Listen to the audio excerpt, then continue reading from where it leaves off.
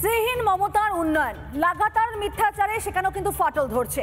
আর ভোটে জেতার জন্য মরিয়া হয়ে পড়ছেন তৃণমূল নেত্রী এবং সেখানে তার সঙ্গী কারা বলুন তো, অনুপ্রবেশকারী রোহিঙ্গা এবং ভুতুরে ভোটার। যদিও এই ভোট তাড়ানোর কিন্তু ওঝা হচ্ছে এসআইআর এবং তাতেই থরথর করে কাঁপছে তৃণমূল সরকার। ভয় পেয়েছেন মমতা বন্দ্যোপাধ্যায়, তাই তো ধমকে চমকে এই তালিকার সংশোধনের কথা বারবার বলছেন তৃণমূল নেত্রী মমতা বন্দ্যোপাধ্যায়।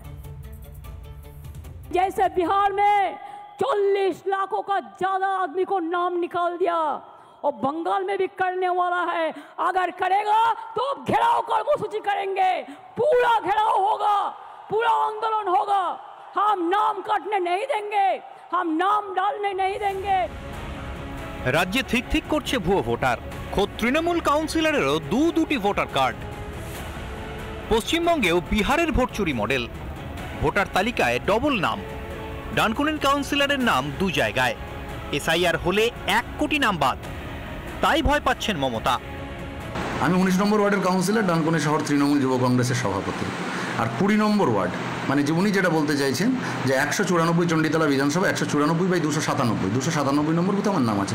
ওটা আমার পুরনো বাড়ি, এখনো সেখানে আমার বাবা বাস করে। তালিকায় এমন নামও উঠছে যাদের এলাকাবাসী চেনেন না।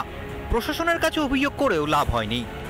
এটা হলো বছর 3 কি 4, তাই এটার জন্য আমি অনেকবার বলেছিলাম বা আমার সুপারভাইজার দাদাকেও বলেছিলাম যে এটা বারবার কেন আসছে, এটার কেন ব্যবস্থা নিচ্ছেন না। উনি বলেছিলেন যে আপনি শিফটেড করে দিন, কিন্তু আমি ওনার কোনো ডকুমেন্টস না পেলে আমি কিভাবে শিফটেড করব।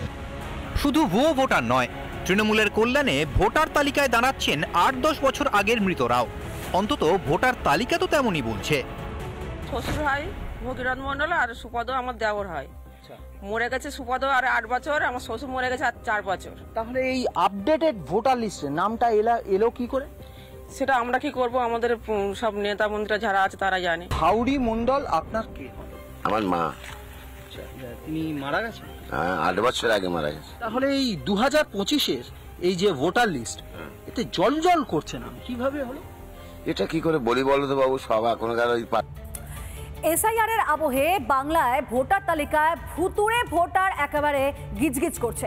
উত্তর থেকে দক্ষিণ সর্বত্রই ভুতুরে ভোটার একেবারে ছেয়ে গেছে। ডানকুনিতে সেখানে তো আবার মিলল ডবল নাম।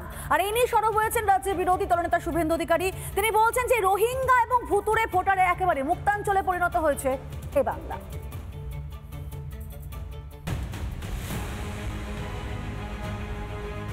জেলায় জেলায় ভোটার তালিকায় কারচুপি, সামনে আসছে একের পর এক ভুয়ো ভোটার। এবার সেই তালিকায় নাম সংযোজন হুগলির ডানকুনি। বিহারের লালুপুত্র তেজস্বী যাদবের মতো কীর্তি ডানকুনিতেও। দুটি বুথের ভোটার তালিকায় জল করছে ডানকুনি পুরসভার কাউন্সিলর কবিরুল আলমের নাম। ছবিসহ তৃণমূল কাউন্সিলরের জালিয়াতির পর্দাফাঁস করেন শুভেন্দু অধিকারী।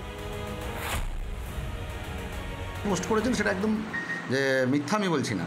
19 নম্বর ওয়ার্ডের কাউন্সিলর, ডানকুনি শহর তৃণমূল যুব কংগ্রেসের সভাপতি। আর 20 নম্বর ওয়ার্ড ওটা আমার পুরনো বাড়ি। 2022 সালে যখন আমি ভোটে দাঁড়াই তখন আমি আমার ওয়ার্ডে মানে 19 নম্বর ওয়ার্ডে আমি ট্রান্সফার করি।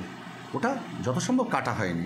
কেন কাটেনি বা কী কারণে জানি না, তাও হয়েছিল 2-4 বার বলা হয়েছিল, কেন কাটেনি আমি জানি না। কি সুন্দর সাফাই দিচ্ছেন ডানকুনি পুরসভার সেই কাউন্সিলর। নিজেই যখন জানেন সবটা, তখন নাম কাটাতে কিসের এত সমস্যা? নাকি ভোট পেতে এটাই কবিরুলের মাস্টার প্ল্যান? ক্ষমতা দখলে মমতার প্রাণের সখা ভুয়ো ভোটার, অনুপ্রবেশকারীরা। তাই এসআইআর এর নামেই এত গাজরা হচ্ছে তৃণমূলের।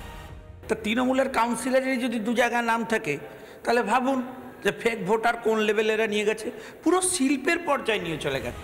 বারবার এসআইআর এর বিরুদ্ধে গলা ফাটাচ্ছেন তৃণমূল নেত্রী মমতা বন্দ্যোপাধ্যায়। নির্বাচন কমিশনকেও ঠুকে কথা বলতে ছাড়ছেন না তার দল। ভোট বৈতরণী পার করতে তৃণমূলের সম্পদ ভুয়ো ভোটার, অনুপ্রবেশকারীরা। কিন্তু এভাবে আর কতদিন? এসআইআর হলে তো সব জারিজুরি শেষ। রিপাবলিক বাংলা। নানা ধরনের কন্টেন্ট দেখার জন্য লাইক করুন, শেয়ার করুন আমাদের ফেসবুক পেজ, সাবস্ক্রাইব করুন আমাদের ইউটিউব চ্যানেল। পাশাপাশি অন্যান্য ব্রেকিং নিউজের জন্য অবশ্যই চোখ রাখুন রিপাবলিক বাংলায়।